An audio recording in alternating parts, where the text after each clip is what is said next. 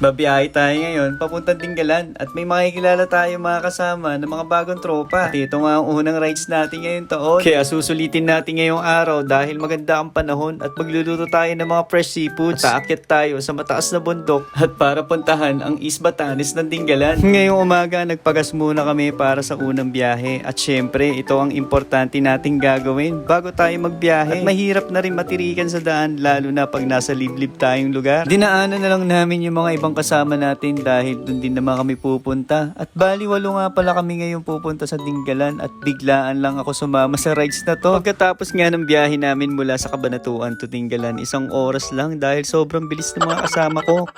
Kaya dito muna kami magpapahinga saglit at magbe-breakfast pero ako magcho-choco Swiss lang muna. Ito nga ang ginamit nating motor at kay Boss Chekwa naman yung pula. Sa mga oras nga nito mukhang nagbabadyang umulan ngayong umaga at medyo mahihirapan kami sa pagbiyahe dahil wala kami mga dalang kapote. Kita nyo dito mga kamoto G, nasiraan pa sila kuya sa daan. Mukhang natanggal pa yung gulong nila. At buti na lang dito sila sa bayan na siraan. At heto na nga, hindi natin inaasahan na bumaksak na ang ulan sa atin. Minsan hindi mo talaga masasabi ang panahon kaya dapat lagi tayong handa. Nagpalipas lang kami ng ilang minuto para hindi kami mabasa at magmukhang basang sisiyo. Kaya dapat lagi tayong magdadala ng kapote sa susunod na biyahe para iwas basa at iwas na rin sa sakit. Medyo tumila na ang ulan at hindi naman tayo masyado nabasa. Dadaan naman tayo dito sa palengke para mamili ng ating tanghalian mamaya sa dagat.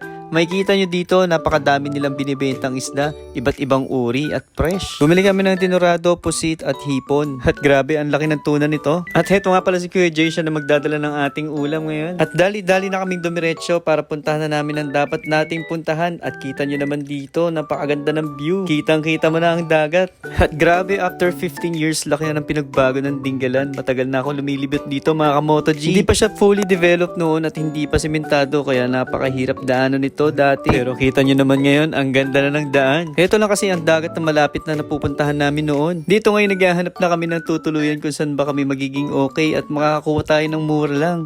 At dahil detour lang tayo, okay na sa atin yung maliit na kubo na pwede natin pahingahan at makapagluto tayo ng tanghalian natin.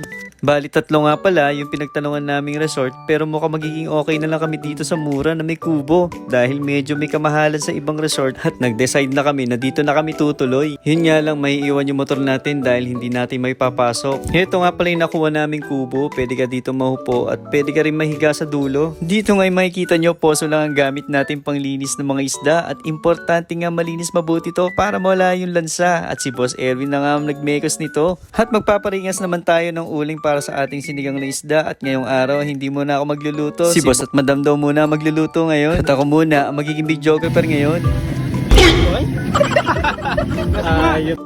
At dahil wala nga kami dalang tubig, bumili pa kami ng mineral para sa ating sabaw. Habang nagluluto pa sila Boss at Madam, pumunta muna ako dito sa tabing dagat at para sulitin ang view at damhin ang sariwang hangin. Shoutout nga pala kay Kuya na bumati sa atin kanina dahil tinatanong niya kung vlogger daw ba ako. Nangihingi kasi sila ng sticker pero wala pa tayong mabigay mga kamoto G. Soon magkakaroon tayo. Dito ngayon nagkwentuhan muna kami habang naghihintay ng pagkain. Iced tea ba to pare? Iced tea?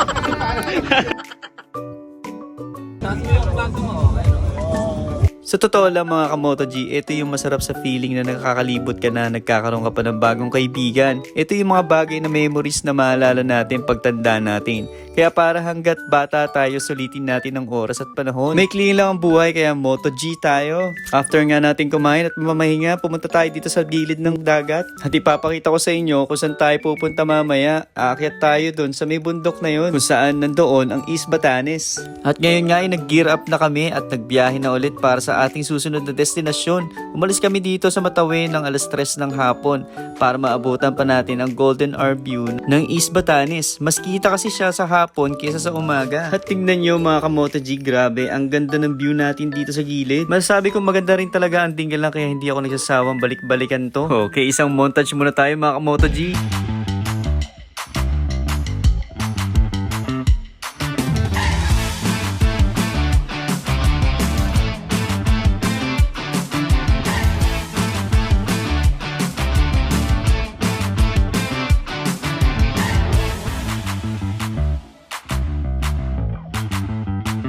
Alright mga kamoto G, dito nga tayo sa taas ng bundok at tanaw nyo ang luwang ng dagat. Sayang lang wala tayong drone ngayon para makuha na natin ang magandang view. Heto nga pala yung lugar na hindi nakakasawang puntahan at ilang beses na din akong pabalik-balik dito dahil sa pigil hiningang ganda ng view dito. At dito nga nag-usap-usap na kami kung meron pa ba kami pupuntahan na susunod na destinasyon. At nag-decide na nga kami bumaba para hindi kami masyadong gabihin. At after nga namin bumaba, kumain muna kami dito at in-order ko ang paborito kong pansit. At hanggang dito na lang mga Kamoto G ang video natin. Kita-kits na lang tayo sa susunod na video. Ride safe, keep safe, peace out!